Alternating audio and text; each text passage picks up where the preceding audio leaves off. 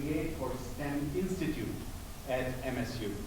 And we are very pleased to welcome him, and I'd like you to join me in welcoming him for his talk here this morning. I want to give you a quick sense of who's in the room. We won't take time for individual introductions because we want to give you the time to talk. But in the room is a mixed group of our faculty of both secondary and elementary science and mathematics teacher educators.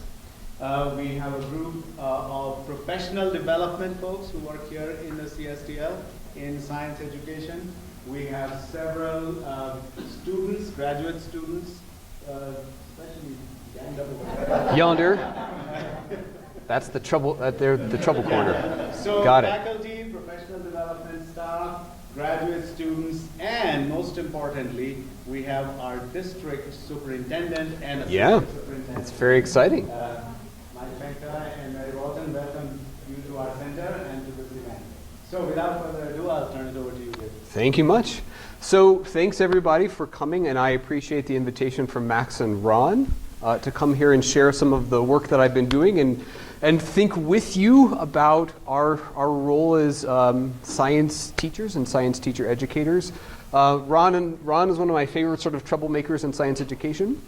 So we can tell you some stories of some of what we're doing. We have a plot. I'm going to say it out loud so then we'll actually do it. We have a plot to write a scathing critique of some of the research in science education about what teachers don't know. What are we going to call it? You won't believe what teachers don't know? The next thing I found out, teachers don't. The next, right, something like that.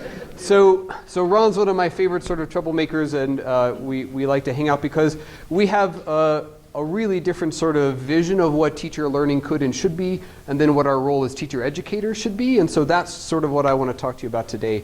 I got to situate though. I have to think of it sort of in backwards design land. So I need to situate what I think about around teacher preparation and science teaching in with what actually happens in classrooms. So the best way to do that is with my own children, and they know that I talk about them. I have their permission always. So one day I was doing the dishes in my house in East Lansing, Michigan, and my younger daughter Zoe, who was 8 at the time, came in and said, "Dad, I like science." "Oh, that's great. Now I'm really excited." And then she said, "But I don't like the science we do in school." Oh, well, I can imagine why that's the case, but I said, "Zoe, why don't you like the science that you do in school?" And she said, "Well, I can't really tell you. I have to show you." So, of course, I have a whiteboard at my house, and of course I do. So let me get my clicker. Where are the elementary people? Okay, you're up. So here's Zoe's whiteboard drawing at my house. So this, like, you cannot make this stuff up, right? So on the left-hand side, there's real science, smiley face, that I like, experiments with chemicals studying animals. On the right side, baby science, in quotation marks, that we learn in class, that's a frowny face, drawing and labeling rain, right? So my 8-year-old daughter has picked up on something which we are struggling with in the world of science education, is how do we better provide kids with authentic kinds of science learning opportunities? And from my perspective, that's like level A. We want kids doing really fun, interesting, authentic, engaging science practices in classrooms that my 8-year-old daughter at the time picked up on. But we can't just put that onus on kids as being responsible for. We can't just expect them to be the ones to drive us to do science things. So I think a lot about the second level as well of what's the teacher's job. If we want kids doing really interesting kinds of science teaching, if we want kids doing that, then what's the job of the teacher in providing kids with opportunities to do experiments with chemicals and studying animals, right? But for me, the problem doesn't end there. It's at Michigan State, I teach the secondary science methods class. And so how can I prepare my new teachers to do the work in schools to make my daughter come home and actually like the science that they do in school? That would be the dream, right? So this sort of 3-story problem is what Mark Winchell and I have written about pretty recently in JTE about if we're thinking about NGSS, if we're thinking about the new kinds of practices we want kids to do, it's not going to be a small change. It's not going to be a simple little tweak to some kit or some curriculum or some sort of unit of instruction. There's systemic change that has to happen. And I actually think that we as teacher educators and people that work in schools and work with students and work with teachers, we may have the greatest responsibility for making sure that this systemic change happens, because we have to understand kids, we have to understand teachers, we have to understand how all of this works, and then we can't just expect that people will do it. We have to be the drivers, we have to be the people that support those in classrooms every day. So that's sort of what I want to talk about today, is what does it look like at these sort of 3 levels to really fundamentally change what happens in classrooms? People often ask me why I care a lot about especially beginning teachers, but especially sort of teacher preparation work. And my answer is always, well, I think we've tried a lot of things in schools to change what happens, especially in science classrooms, right? We've tried clearly new standards, we've tried class sizes, we've tried types of schools, as you know a lot about in Arizona, curriculum, class sizes, all those things are fine, except that we know they're all filtered through the teacher.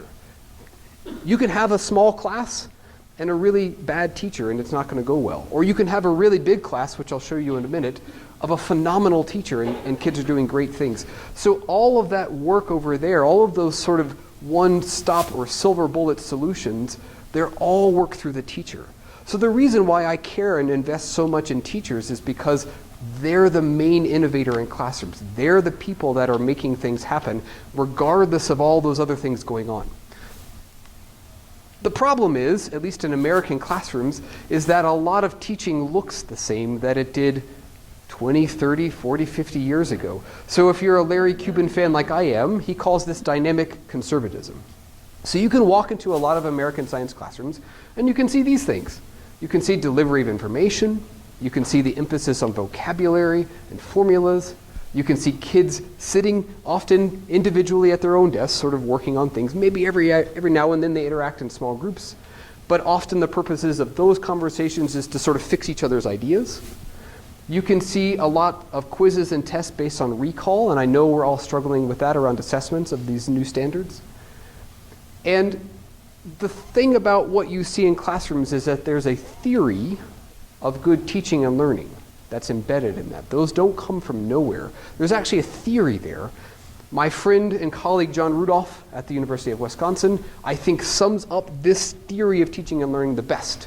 And he says that schools fixate almost exclusively on conceptual content, rarely deviating from their single-minded goal of conveying as many science facts as possible, often to increase standardized test scores. I think we as teachers, because I used to teach middle school, I think a lot of us who were in classrooms in 2000 and 2001 when No Child Left Behind was rolling out, I think we saw that coming. And I think it's happened, and so now we're trying to think about what next. So I'm going to talk about some of the work that I've done and that Ron has done and other people have been working on, but I want to give this a name, this theory of teaching and learning a name, so that we can distinguish it from some of the work that we're trying to do. So I love Calvin and Hobbes, so I think the best way that I can describe that theory of teaching and learning is what I would call delivery pedagogy. So there's a lot in that picture, thanks Bill Watterson. There's a lot in that picture, but sort of the main takeaway message is that kids are by themselves, that we think of them as having, I don't even want to say that they have nothing in their head. We'll frame it as misconceptions, which I find a really troubling term. We think our job is to fill their heads with the correct information and then send them on their way, right? That's our job.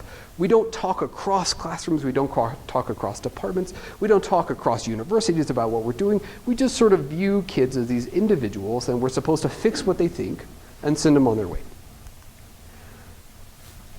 So in thinking about what needs to be different around delivery pedagogy, one of the startling things that's come out of research is kids are actually way more capable than we think they are, and they're actually outstripping what we know about teaching and learning. So when we offer kids opportunities to reason about and think deeply about modeling, they can do it.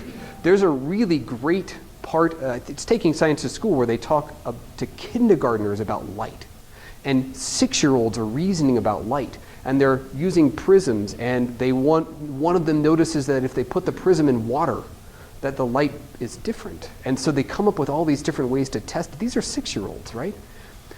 But often teaching shuts that down. And so we know from doing years of research about what kids are capable of, that if we just provided them with different kinds of opportunities in classrooms, that they would do really interesting and sophisticated work. We also know from decades of research, not just in science education, but from all sorts of fields, that we're really underserving most kids generally. But in particular, we're underserving kids that need the most help.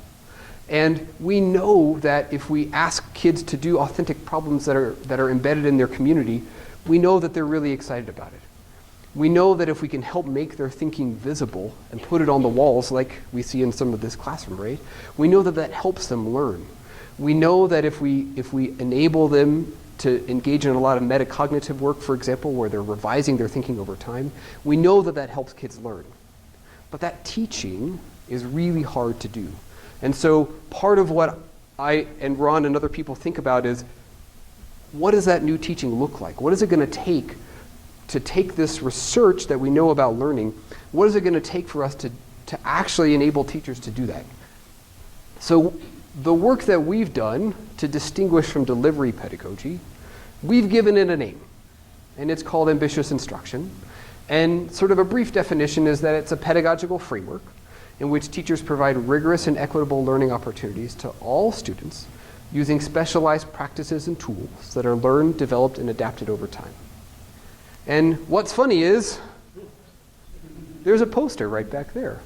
And here it is. So it's nice to see that people are doing this work. It's part of why Ron and I collaborate a lot, is because we talk a lot about these issues. So if you've never seen the poster at the back of the room here, here's the slide about it.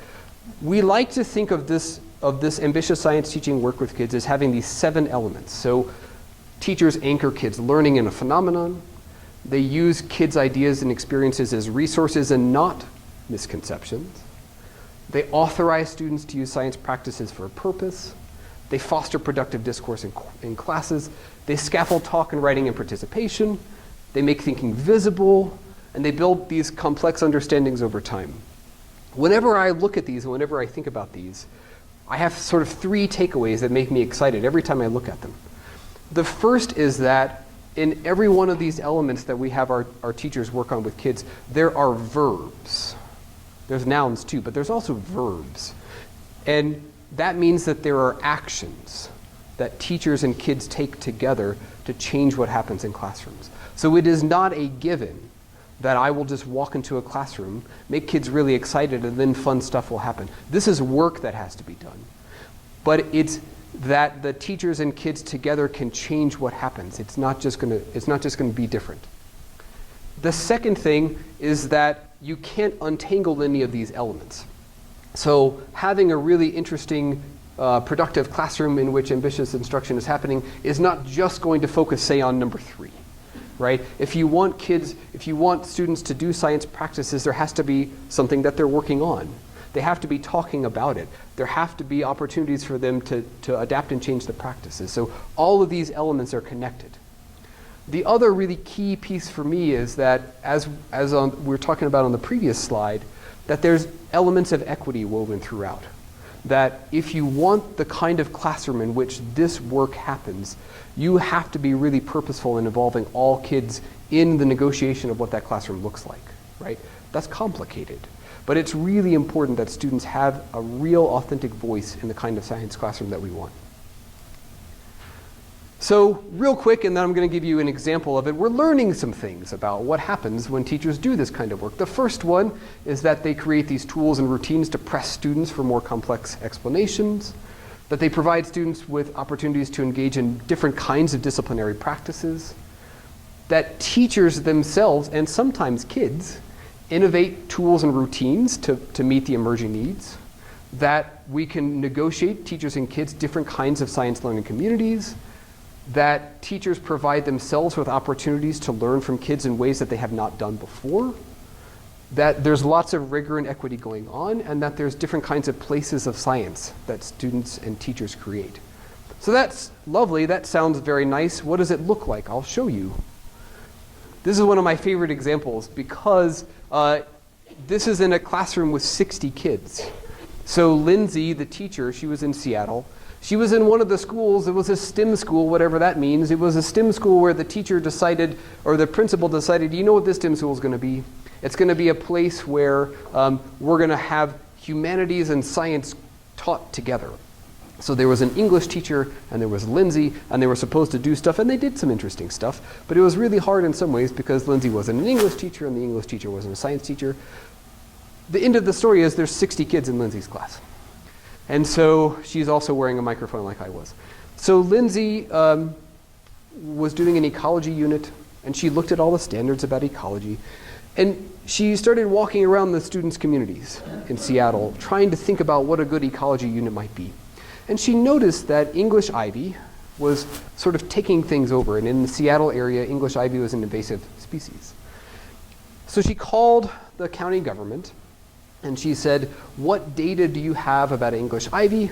I would like to use some of it in my classroom with the kids. Some of this authentic science work that we're talking about, right? Wouldn't it be great if kids had access to real data? And so the scientist that she talked to said, I would love to have that data for you, except I don't have any. There's 2 of us. And all we do in Seattle is we rent goats and they eat it. So we don't really, it's a Seattle thing. We don't really, you don't know about that in Arizona. The goats eat it, we don't study it, that's it. So Lindsay went back to her class and said, sorry team, I was gonna get this data for you, but they don't have it. What do you wanna do? And a student about where Dave is sitting at the back of the room raised her hand and said, can we do it? Can we collect that data? Sure, why not? So off we go. They started walking around in their community. And one of the first tasks that the students wanted to take up was, where is the English ivy? And so you're looking at a GIS, an image of a GIS map that one of the students who was really into computers wanted to create. So during class time some, but on the weekends as well, the students would just walk around and they would take photographs with a camera that had GIS embedded or GPS embedded into it. And so they started to create a map of all the locations they could find with English ivy. And one of the things they started to notice was, interestingly, if you know anything about Seattle, this is sort of south-ish Seattle, and the English ivy stops when you get to the ritzy part of Seattle. I wonder why that is. So the kids started to notice these interesting things, right? So now we're beginning to get a sense of where the English ivy is. What do you want to do with that? Well, the kids wanted to try and figure out, okay, so if the English ivy is here in these particular places, why? Why is English ivy so successful? So they came up with these list of 7 hypotheses. Lindsay sort of helped guide sort of some of the hypotheses, right? They came up with these criteria for what counts as a good hypothesis. My favorite of the criteria was the alien test.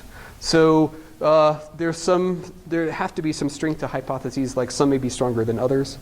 And one of the alien test was, it could be that aliens are coming down and putting English ivy in places and maybe they're like plucking other plants out, but how likely is that? So it essentially was a likelihood test, right? But the kids called it the alien test. So they came up with these 7 hypotheses that they wanted to test. And fortunately, Lindsay had an ecology background, but she also knew people at the University of Washington who could come help. So they designed, they got into groups, and they came up with different ways that they could test the 7 hypotheses. So the kids did they wrote up lab procedures in their lab notebook that the school made them keep. They then did peer review of each other's research, like proposed research, to make sure that it looked okay. They ran the experiments. After they did some validity work of, well, so we found out this data, is it because of the experiment? Was it because of other things? So they did really interesting sort of peer review work about the data that they collected. They then needed to do something with that data, so Lindsay borrowed a tool from one of our other teachers called a red light, green light tool. It may be a little hard for you to see, but here are the 7 hypotheses. There's some cards with a red light, a red star. There's some cards with a green star. These are kids compiling data that they collected from their experiments, and they're trying to say whether the data supports or disproves some of the hypotheses. So for our red light, it was, we think this data either disproves this hypothesis or we have more questions about it. And a green light was, we think the data from this experiment helps support or bolster this hypothesis. So then they've the whole time been doing lots of model revisions, and one of the things the kids sort of figured out during this ecology unit was, by golly, ecology is complex. And maybe one hypothesis isn't enough to sort of cover the ground to answer our huge question of why is English ivy such a successful invasive species. And what a great thing for kids to take up, right? That maybe ecology is complex, and maybe that a single hypothesis isn't enough. This is a really lovely example of what happens in classrooms. But the challenge is, Lindsay's one teacher. And I wish that every kid could have Lindsay as their teacher, but we live in Arizona and I live in Michigan, and Lindsay now she lives in the Bay Area in California. So she can't have all of our children, right? And so the challenge is, how do we take really interesting, innovative things that Lindsay is doing, that she learned in a methods class with me, but how do we build that systematically into changing what counts as teaching in some? So it's lovely of us to think about individual teachers as doing really interesting work. But the real challenge is we have to advance teaching itself. Otherwise, we're in trouble. Otherwise, online certification is coming. Otherwise, in Michigan, Ron and I were just talking before the thing today, you have a similar thing in Arizona, where we have it in Michigan, where if you have a college degree, you don't need a teaching certificate in certain communities, right? So in Detroit, for example, you can just go and you can be a teacher. So we have a problem as teacher educators, which is Lindsay's doing really exciting, fun stuff, but we have to make the case that we matter. We have to make the case that actually doing something in teacher preparation is going to help create more Lindsays and less of other things that Zoe doesn't like in science classrooms. So one of the big sort of stances that I take is, I think part of the problem is we haven't really characterized what counts as good teaching. We have all sorts of high-level things, like we've all heard about project-based learning, we've all heard about the 5 E's. Those things are fine, except they operate at such a high level, it's hard for new teachers to understand what that looks like, and to take those big practices and to make them actionable for new people that are going to go into a classroom. So I have been a part of, at the University of Washington, working with a group, and it's not just in science education, it's in math education, there's some people in social studies education. We've talked about the actual sort of day-to-day work that teachers do with kids as high leverage practices. So you should ask, what's a high leverage practice? Thanks. I think of them as having these sort of 5 characteristics. So they have a goal. They have a prototypical sequence of interaction with learners. There's a characteristic talk, task, and tools. We call them the 3 T's.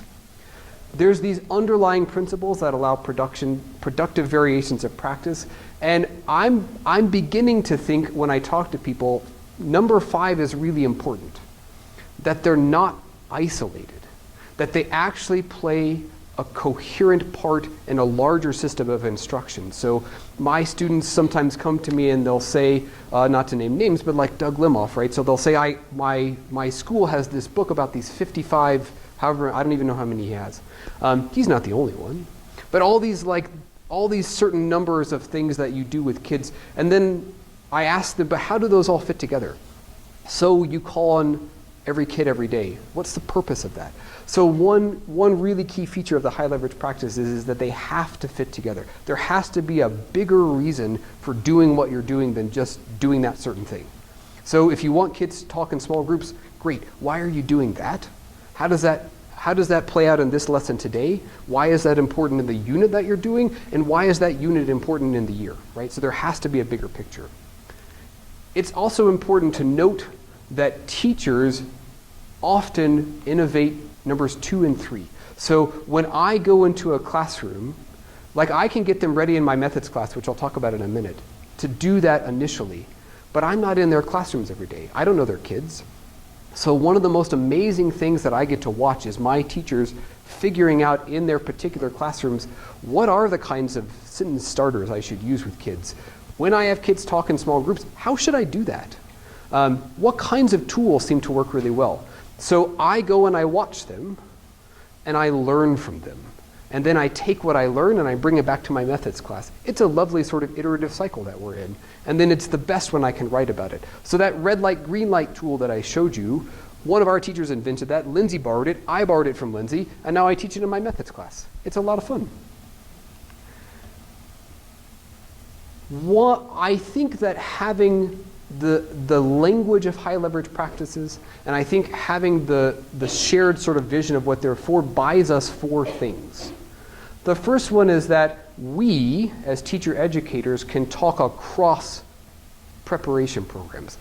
So I'll talk about what Ron and I are going to be up to this summer, but it's really rare that we have an opportunity to talk like this.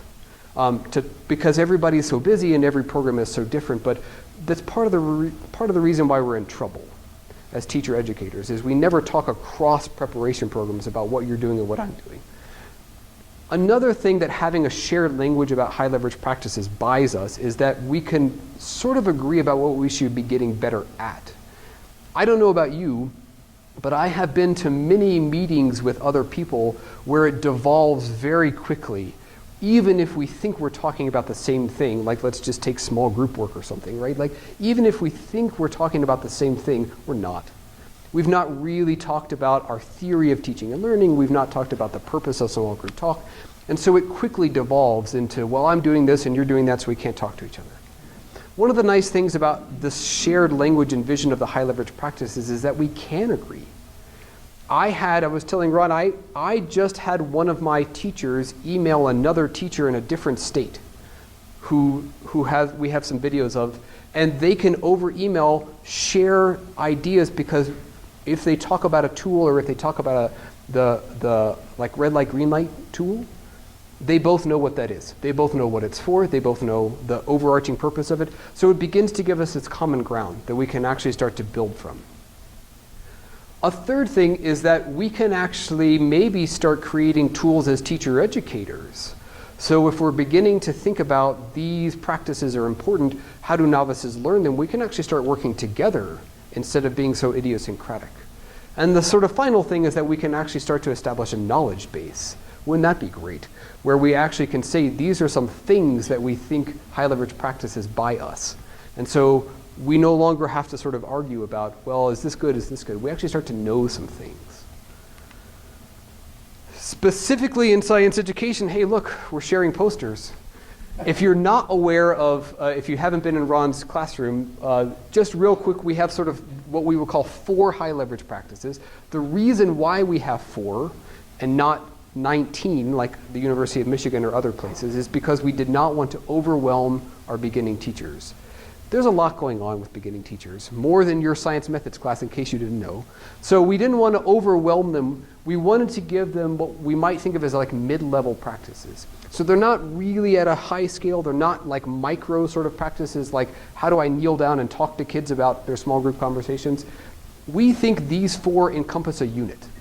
So the first one is where you plan sort of a big idea about what's a puzzling phenomenon we want kids to work on.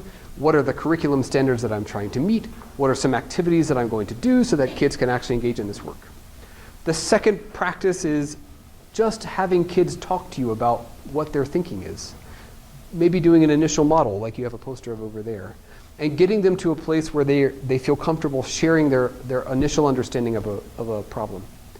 Then we do activities where they gather data, and then we have the last sort of practices where we actually have them take the data and really try and come up with a complex explanation for the phenomenon. We're starting to see, now that we have had, I guess we're probably in our 8th or 9th year of doing this work. When we start to go into classrooms, no matter where our teachers are, if they've been in a methods class that's doing this work, we're starting to see some similarities, which is really exciting. So we're starting to walk in and see that kids understand and the teachers understand that they're not learning science facts, but they're trying to solve problems. You can ask kids in these classrooms, why are you doing this activity? And they'll say, well, we're doing it, but actually we're trying to answer this question. Here's the big thing we're trying to figure out. And that's starting to appear in lots of different classrooms.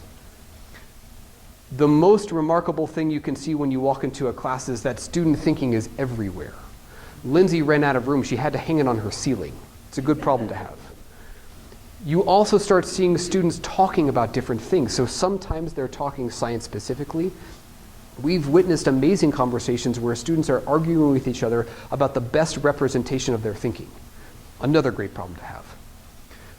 We start to see students and teachers, but it's really amazing when you see students pushing each other for deeper explanations. So we've seen kids where a student will say, I'm saying this claim, and the student will say, okay, but what evidence do you have for that claim?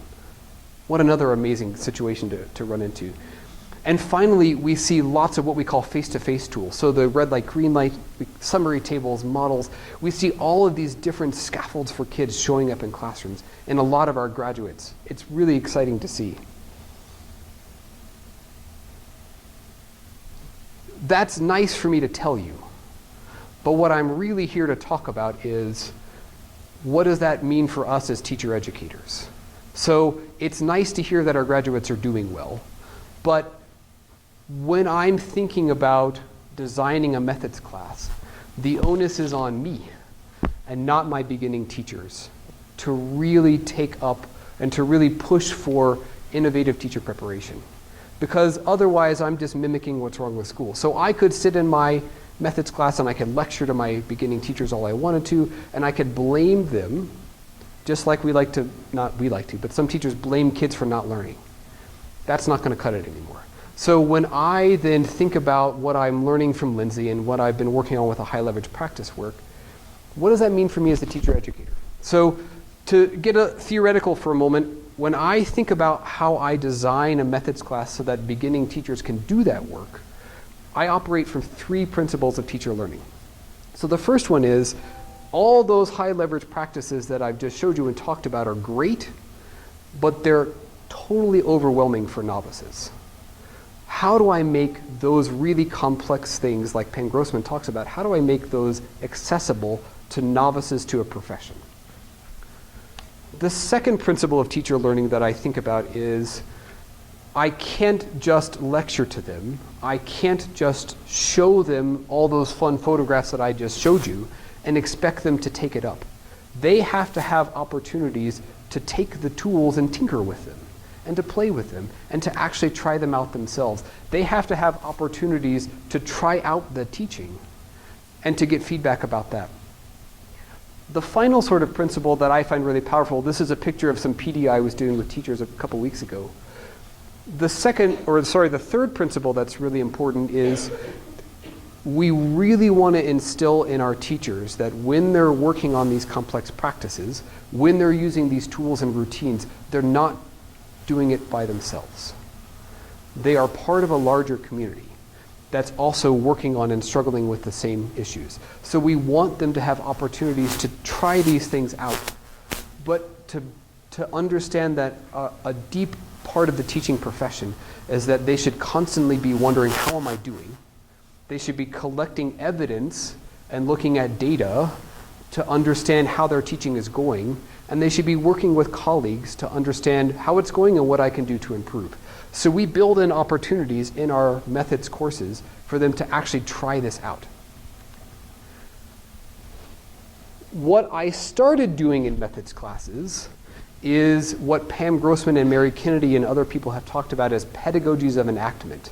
So when you're learning, when you come from a practice-based learning framework, you have to give novices different kinds of opportunities. So the first thing that I still do, and we're going to talk about some research that I would like some thoughts about. The first thing that we often do is, we as teacher educators, we model a practice.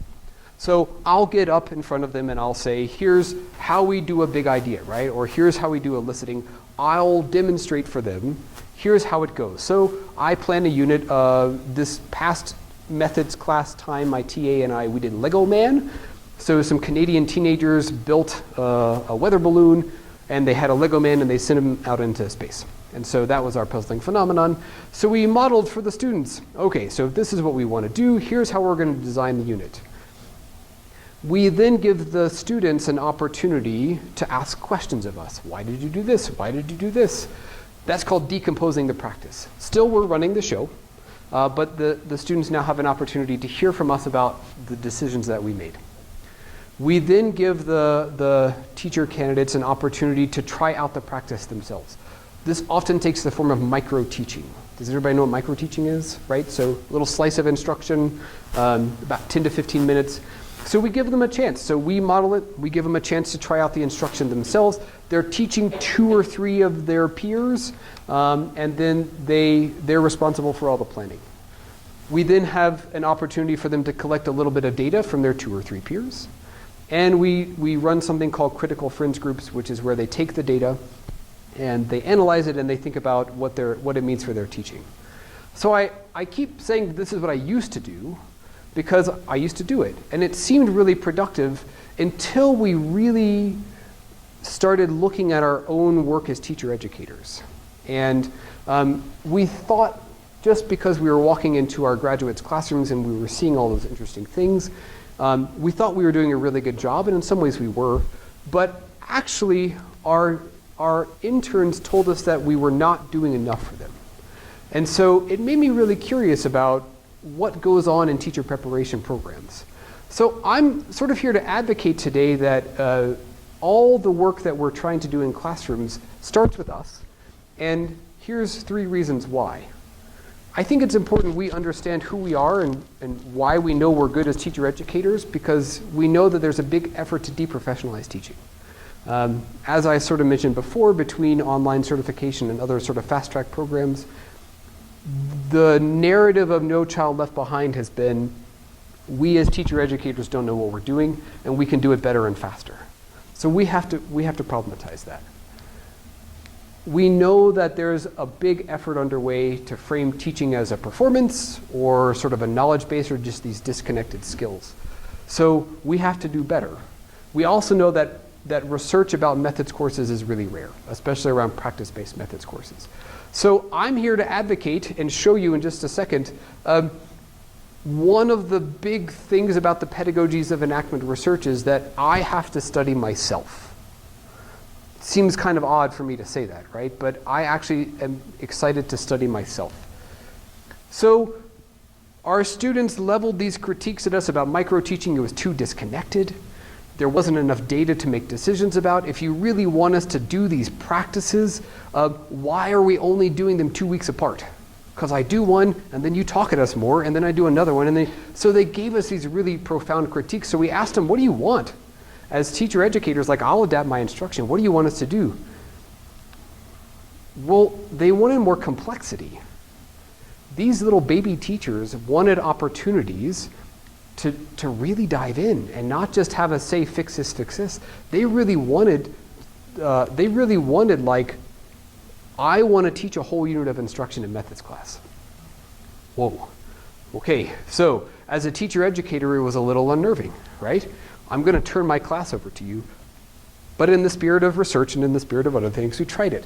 So we split our methods class into 4 teaching teams.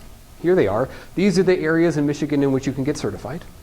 We had our teachers select what team they wanted to be on. Some of them said, well, I'm a biology person, so I want to do biology. Some of them said, well, I'm a biology person, so I want to try physics. Great. We put them into these teams, and we gave them a couple of days sort of to get ready, but they taught essentially an entire unit of instruction, anywhere between 10 and 12 hours of class time. The really interesting thing about them having to do this was, in micro-teaching, they could sort of run out the clock, right? So I could ask a question, nobody responds, fine. I got 2 minutes left, then I'll be done. And macro-teaching, you can't do that, because you're on, and then tomorrow you're on, and then the next day you're on, right? So you are the lead teacher for about 2 weeks, and so all the decisions that you make, you have to live with. We had no idea what was going to happen. It was kind of fun that way. So we asked some research questions. Really, we asked sort of 2 kinds of research questions. One was, what happened with our beginning teachers learning? And then we wanted to know about ourselves as methods instructors. What the heck are we going to take away from this? Because we are turning over our class to the interns. We don't know what's going to happen. So one of the important things for us to think about was, we wanted to think about learning not as knowledge acquisition, but about the ways in which our beginning teachers change their participation in teaching. So not just can they say things on a piece of paper differently, like now my theory of teaching is this, do they actually live those out? Do they actually say something on a page and do it in a classroom? And can we get access to their thinking about it? So we did lots of, I'll show you in a minute, we had lots of opportunities to actually try and dive into their head while they're doing this work to understand what they're thinking about. The most important thing that we thought about was we were not thinking of this as we're going to lay out for you the trajectory of what macro teaching is and you're going to do it with fidelity. There was no, what fidelity was there? We had no idea what we were doing. So we thought about it as a design experiment. We thought about it as we are going to negotiate what happens in our methods class with our teachers in real time and let's see how it goes. So we had some method students. We collected lots of different kinds of data. We coded for things. We can come back to that if you would like. Here's some things we found out. The most amazing thing even from the first day was our little baby teachers decided that they were going to carve out learning opportunities that we had no idea what was happening. So for example, they would send students off and then they would huddle together like in American football, or like rugby if you like scrums. They would huddle together and they would talk about, okay, now what are we going to do? So Ron's over there talking about whatever and I don't want him talking about, how am I going to go over there? They would start like collaborating in methods class about their teaching right then. A logical, I suppose, sort of extension of that was then they started calling timeouts. So we did not prompt them to call timeouts. They just were like, oh man, Ron is back there doing stuff. Timeout. Okay, stop being students for a minute. This is happening. What should I do about it? And we would have a conversation because we were all there together. We could have a conversation about what they should do about it. And then they would say, time in. Okay, now we're going to be back to doing stuff. It also gave us as methods instructors, so Amelia Gottwals, who's another science education, we co-taught this class. At first we were sort of sitting back there thinking, what should we do about this? What's going on? And then we decided, oh, this is a great time for us to sort of jump in and actually do things. So we started having real-time instructional coaching in which they could act on that coaching right away because they had their method students there. Another sort of extension of the timeout became the rewind. This happened later on. So they would say, I launch a task with instructions, timeout, oh my gosh, those instructions were terrible. No one's doing what they're supposed to do. Let's rewind 20 seconds in time. Let's pretend like that 20 seconds never happened. We're going to rewind time. They also had, at the end of class, we started doing question and answer sessions. So the last sort of 5 minutes of class became, they called it the firing squad. So you have a firing squad right here. So they would sit up here and then it became a chance for the peers to ask them, why did you do this? Why did you do this? And they had to justify their thinking. And at the end of the unit, we did a really big debrief as well. So another really important thing that happened was, it's going to sound silly, but all of our baby teachers said, I was afraid of kids. I was actually afraid of what kids would say and do. And that sounds silly, but think about it for a minute. It's not actually that silly. Because when you ask kids to model, when you ask kids to do really complex thinking, when you ask them to really lay on you their initial thinking and they do, you don't know what they're going to say. You don't know what they're going to do. So our teachers were actually terrified of that. Who knew? Now I do. And so they would say things like, I was really uncomfortable, but I'm glad I could feel flustered for the first time in methods class and not with actual students. And I don't know if it will surprise you to learn, that aligns with other literature from other professions. So if you ask baby doctors, they really want to butcher a cadaver before they butcher someone in surgery. If you ask baby lawyers, they would much rather screw up in mock trials than they would in actual trials, right? So it's interesting that our little baby teachers are telling us, I wanted opportunities in my methods class to flounder. I wanted to really mess up so that when it came to working with actual children, I wouldn't mess up with actual kids. That's fascinating. The other thing that we found out as methods instructors was, wow, they really wanted complexity. Maybe I shouldn't dumb this down. Maybe I should honor the complexity of this. I was also really surprised that it provided this accessible window into every one of their thinking. When I grade their assignments, sometimes they sound similar. But when I watch them teach, I can see that everybody's in a really different place. And it helps me because I can then go and talk to them one-on-one, and I can have this really different image of who they are. So I want to show you what it looks like. And then I'm going to sort of say what I'm up to next, and then we can have a little conversation. But I thought you might like to see. This is what macro teaching looks like later on. This is the rock cycle team. This is them introducing the unit. It's the last of the units. I thought you would like to see the interestingness as opposed to the clunkiness. So, as a preface, before we get into it, you guys, we always talk about how hard it is and how much we struggle with finding a complex, all-encompassing curriculum, right? And how exciting it is. Very hard to find exciting, complex curriculum when you're talking about topics, right? That's not true, but. So, we try our best. You guys bear with me for a little bit. Maxine, hold it.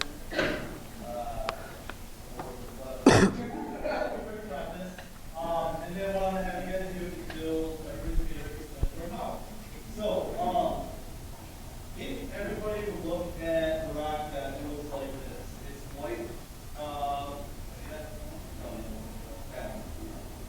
Everybody's rock that looks like this. Does everybody see that?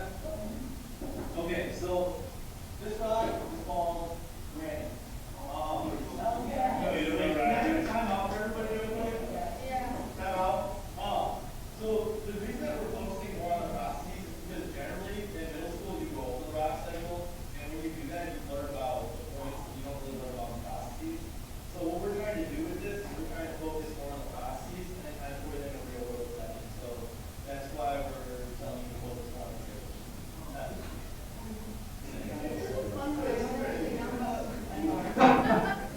You mean handling me to learn something?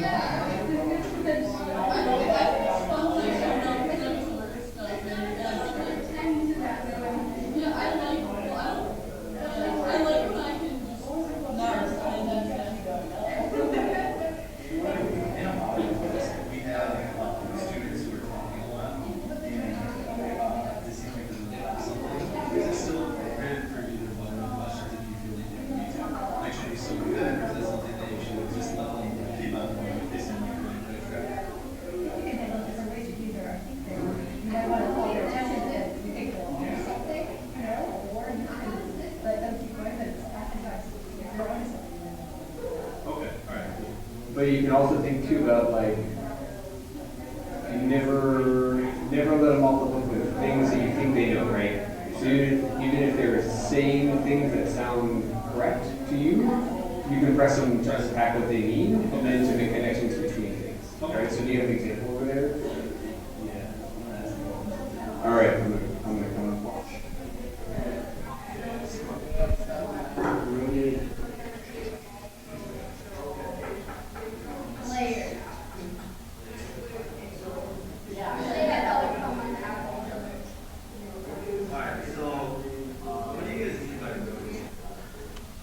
All right, so you can sort of see some of the things we talked about, right? It was really exciting for us to be able to see, like we could do some instructional coaching, and now here's an opportunity for Matt right now to go over to a group and try it out. So we're still wondering about some things. Thinking about teaching as a profession, and thinking about Beth Van Ness, who you had out here as well, who does a lot of noticing work with students.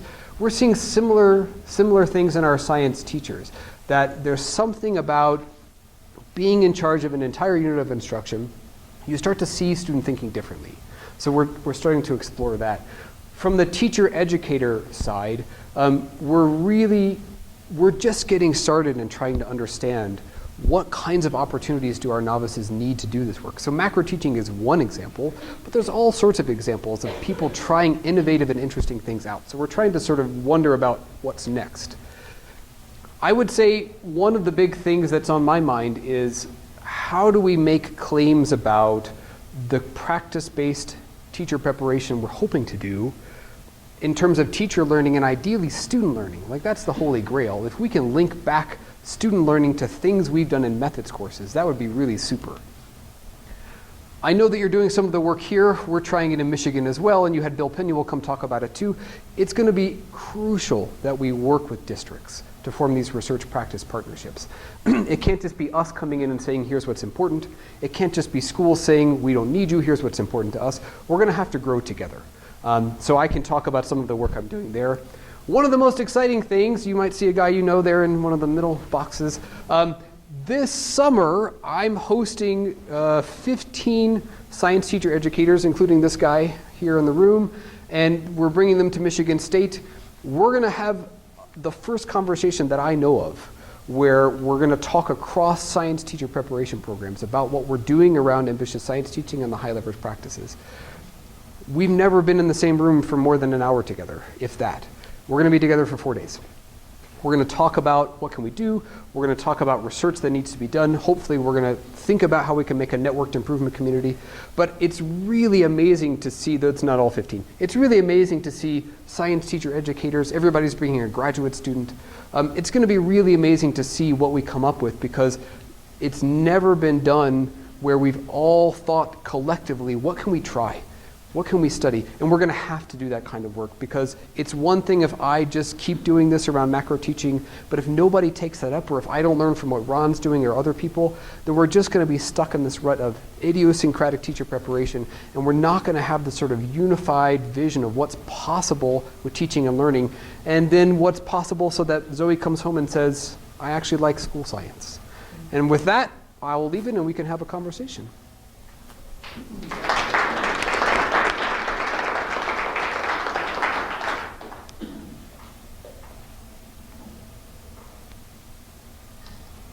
I've stunned everyone into silence. Here I had a logistical question. Yeah. Your macro teaching, 10 to 12 hours, 13, that's 40 hours. Yep. How much Whew. is outside of your planned class time, or how much is it? So at Michigan State, we're lucky that we have a year with them. So first semester was micro teaching, and then second semester we used to do things, but then we had the time to do macro teaching. Your logistics question is exactly the question of, well, how are other people going to try it? I don't know. I don't actually know. I'm curious, as I don't know that we have to do micro teaching first to make them angry about micro teaching, that they want something different, right? I don't know that we could just toss them into macro teaching, because that might be too much. I don't know that, but it would be, some of our students this year said they think that they could handle macro teaching first. But it was really, I don't know, it was fun to watch them get riled up about micro teaching, because it bothered them that all those things were disconnected. So maybe we have to build in that productive frustration, I don't know. Yeah. Like graduate students or undergrads? Undergrads, so they're seniors. They're majoring in the secondary science, they're majoring in science field, and then they're finishing their major, and they're also taking methods class for a year.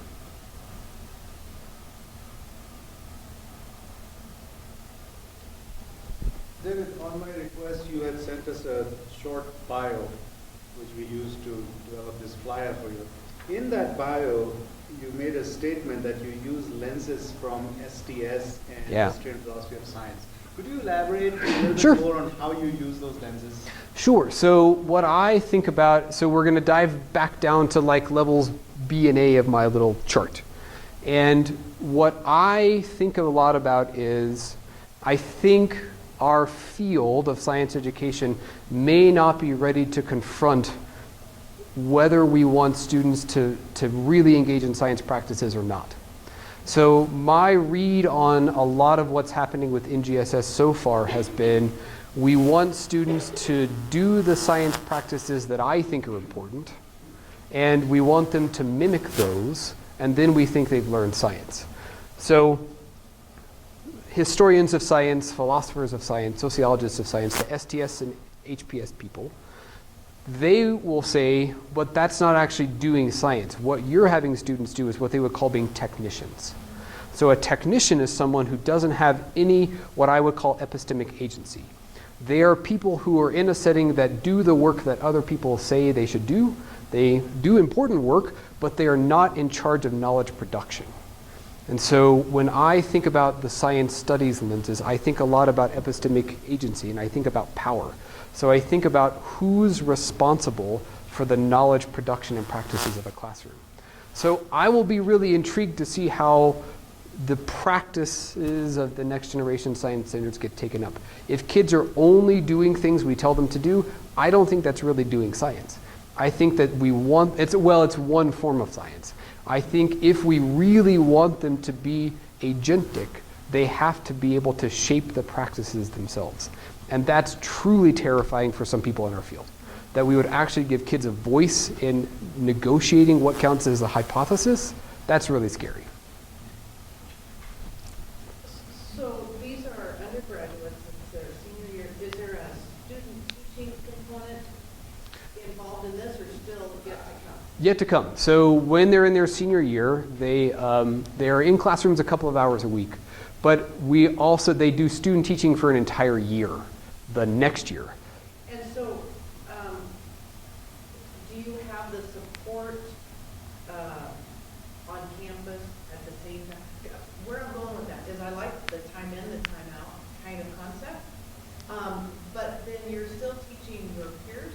Yep. And they're not always, they're not the authentic middle school or high school student.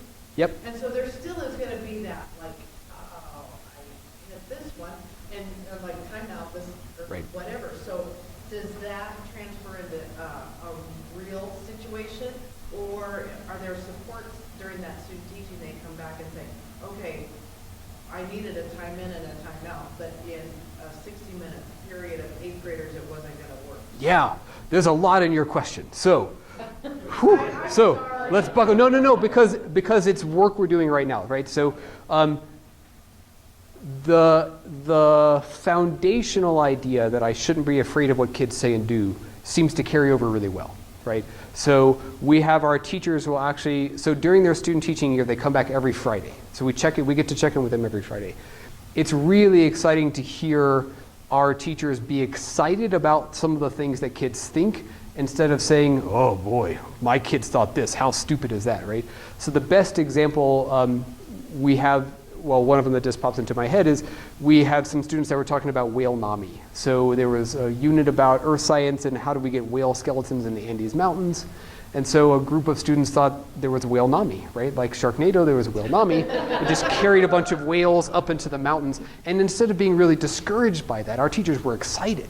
They're like, wow, look at what the kids think. There's a lot we can work with. So that idea that I shouldn't be afraid of kids transfers well.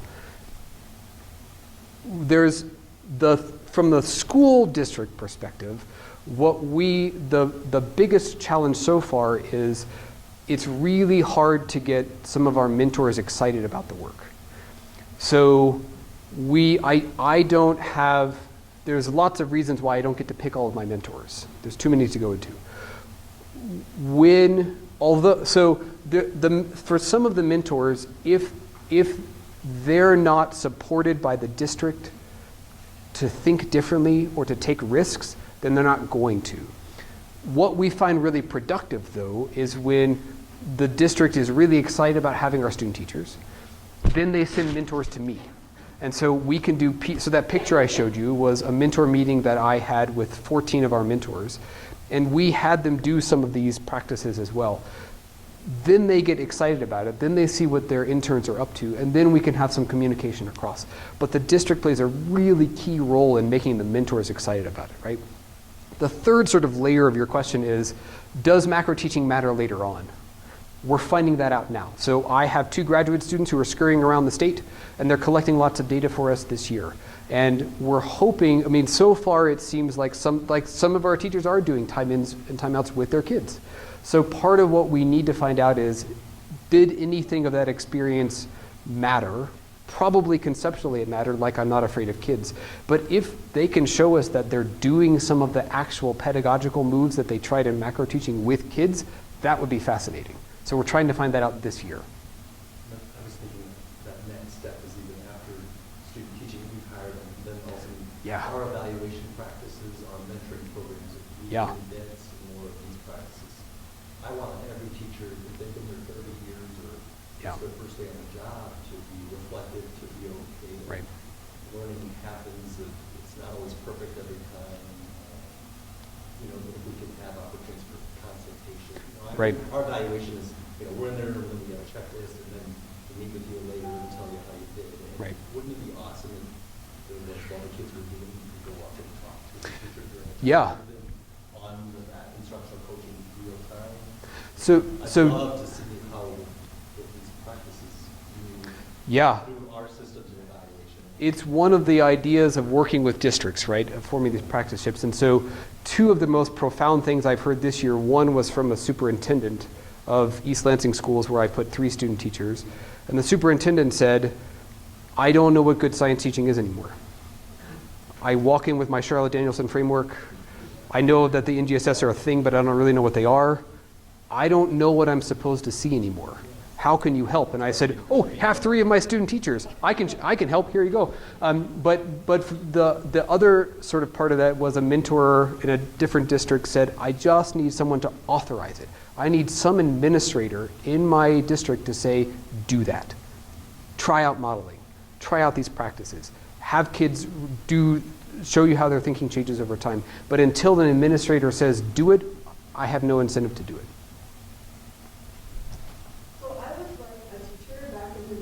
You were similar to one, or you actually were one?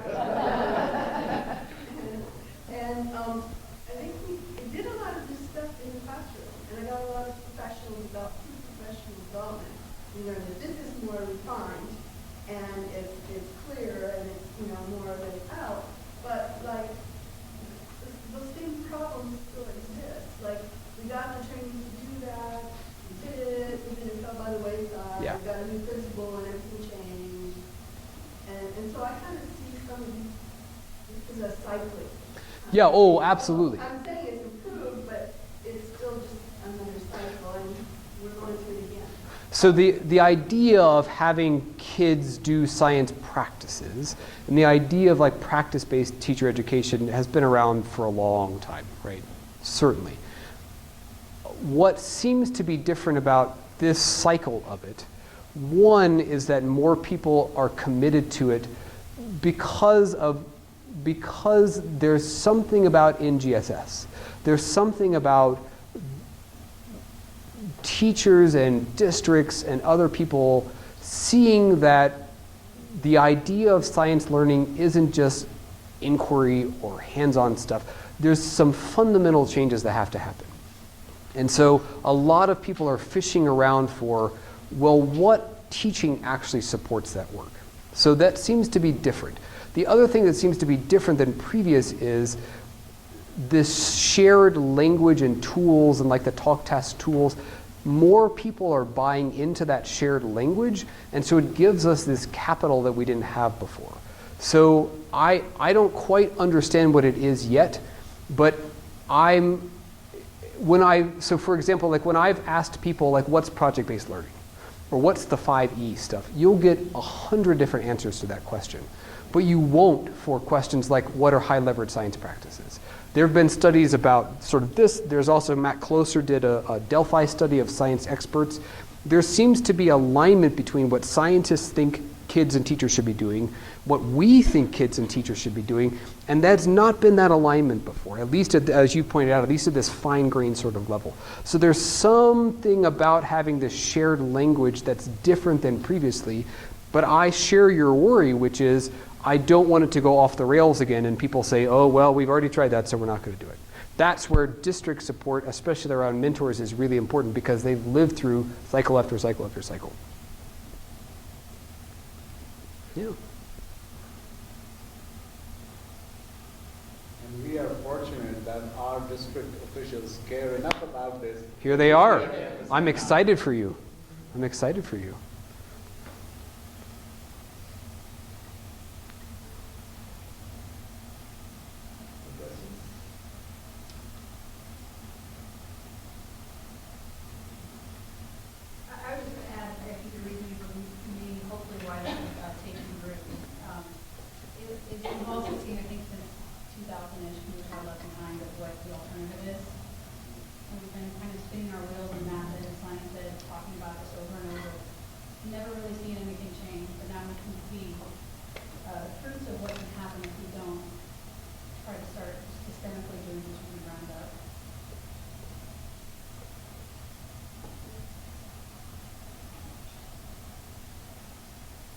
So one other thing that's been fascinating too to sort of watch over, especially the past 5 years, is building on your idea is that it's becoming more legitimized as research. I think it's difficult to sort of theorize what these practices are, but I think as we're starting to get into classrooms more and see what happens, people are starting to take notice of, even if we can't articulate entirely what's going on, we're getting there. And it's so profoundly different when you go into a class where this is happening versus if you don't, that even if we're not entirely able to explain it, we know that we're onto something. And so I agree with you that we should push forward.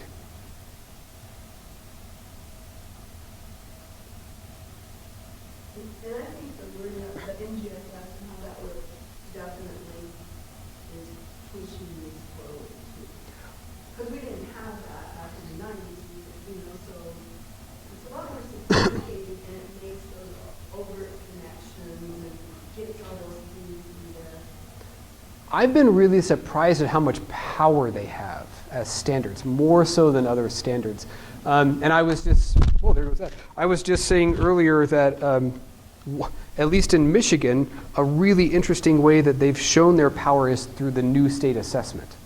So we have strategically maybe a Michigan State graduate student who's been a real leader in designing the new state assessment that's going to be practice-based. And she's brought in a lot of teachers from powerful school districts. She's brought in a lot of district leaders to help write assessment items. And that's been eye-opening for them. And so if nothing else, the idea that in 2 years Michigan's going to have a new science test and it's going to look like this has just been shocking to a lot of people. And so that's catalyzed a lot of panic and a lot of professional development opportunities for us in the state.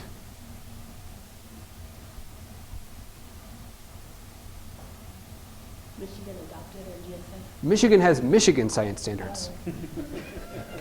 As I'm sure we could talk about. You know, we can't have national people telling us what to do, but we have the Michigan ones. They look remarkably similar to the national ones. Yeah. So, I really appreciate that Zoe has inspired your thoughts. Yeah. Teaching. And so, and just expanded that it's not just the content, but it's the science of instructing that. So at Michigan State, are other content areas, language arts, those examining this as well? I mean, because wouldn't this just overlay into those content areas as well? So some mathematics education for sure. Have actually probably been in the vanguard of doing it, and we steal a lot from them. Social studies a little bit, English a little bit, but every one of those sort of fields of education research is also sort of struggling with what does it mean to teach and learn in our discipline, right? So there's the huge sociocultural turn in the late 1990s, early 2000s, and I think people are just trying to understand what the implications of that are for participation. So that's where you're getting into my question about science studies work. I don't think we give kids enough credit for being capable of being knowledge producers in all of these fields. And as we move towards that, like the multicultural ed scholars have been calling for years, as we move towards that, it really has profound implications for us.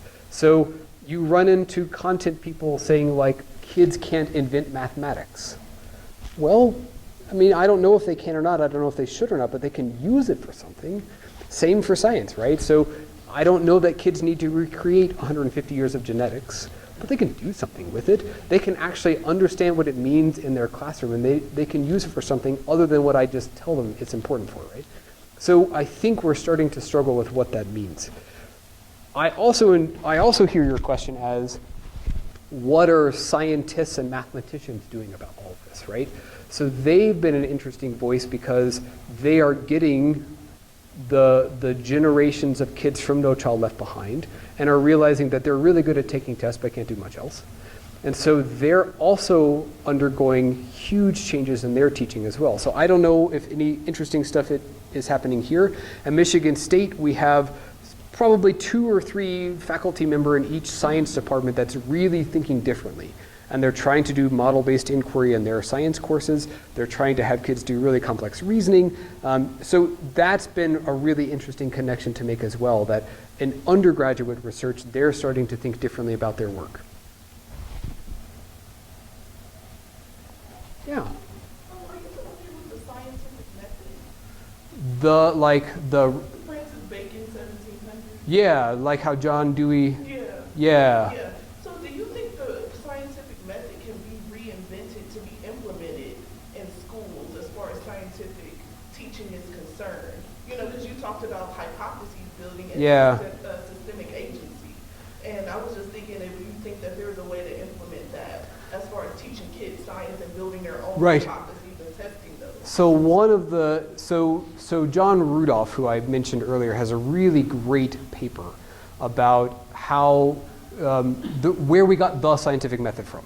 So the scientific method that we know about, like the 5 steps that we learned in schools, was a group of people that took John Dewey's ideas about what's a rational thinker, and there was such an influx of kids coming into high school in the 1920s that they wanted to make science seem accessible to everyone. So they sort of boiled it down to 5 steps from this sort of John Dewey rational thinking method. No scientist was on that committee of people that actually came up with those steps. And Ron is really good at pointing out, Ron is one of my favorite papers that he points out, well, even if there is like a scientific method for one discipline, good luck doing that scientific method in another discipline. So you can talk to a microbiologist about like, what are the steps you take when you're undergoing an investigation? And they might say, well, we have controls, we have, we put some microbes in this little petri dish and we put it here, but we always have a control group in here. Good luck telling a cosmologist that they have to have a control group, right? So the idea that there's a single scientific method is problematic. But what you're getting at, which is what our field struggles with, is, but there is something about science that makes it science. And so how do we teach kids that? And so that's where the idea that we struggle with, what do we want kids to do? What are some features of science that aren't features of other things? How do those show up in classrooms? What makes a hypothesis a hypothesis? Those are the really meaty questions that are hard. So I think there is something to research about that science is a discipline that humans make, and we've decided that this counts as science and this doesn't. But I also think it's important to think about what kids bring to that. Right. I mean, the whale example you gave, that's a good theory. If you go It is a good theory. I mean, some of these mountains were under oceans at one point. Yeah. So they're getting onto something on top of that. Yeah, You know? there were whales there, and how did they get there is a great question. Yeah, absolutely.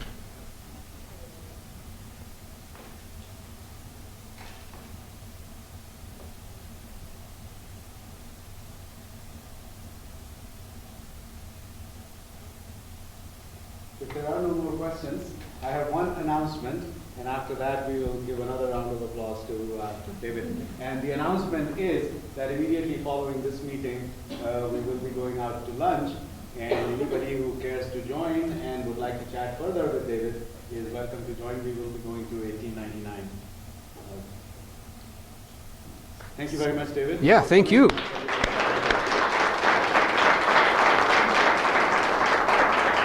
And I'm happy to continue the conversation over email or other means if you want to stay in touch. So. And let me add to the announcement that even after lunch, David will be available here in our conference room up until about 3:30ish or so. So if you care to chat more with him, you will.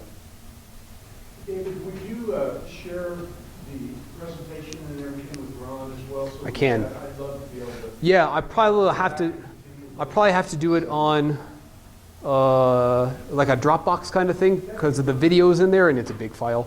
But yeah, I'm happy to. I love watching these videos you're doing with students. Yeah, thanks. And we have also videotaped the talk just now, and that will be posted online.